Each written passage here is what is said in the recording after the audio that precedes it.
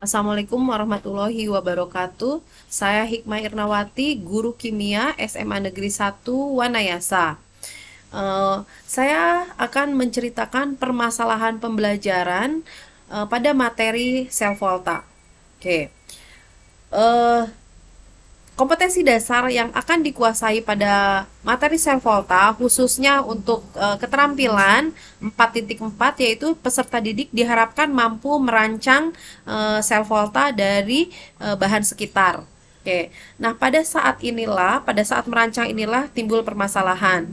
Jadi, masalahnya adalah ternyata siswa mampu merancang sel volta tetapi hasilnya itu kurang sesuai dengan harapan.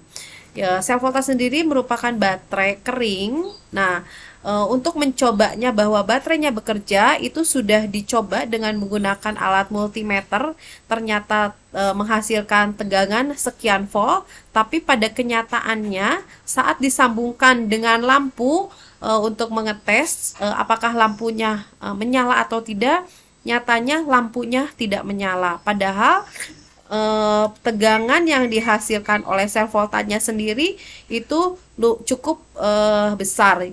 Sekitar rata-rata tiap kelompok menghasilkan 2 volt. Oke.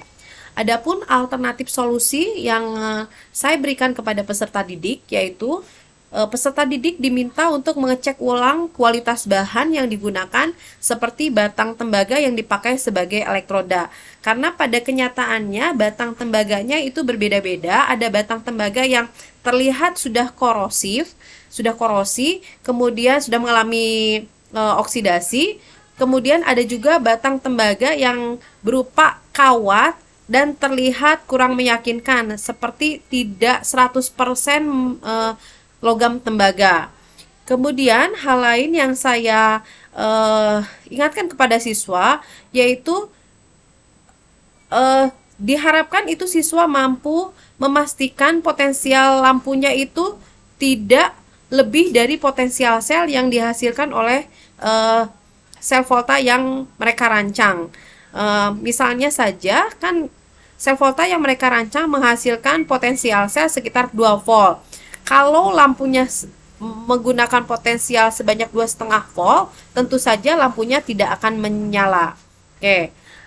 Alternatif berikutnya saya minta menggunakan step up untuk menaikkan tegangan.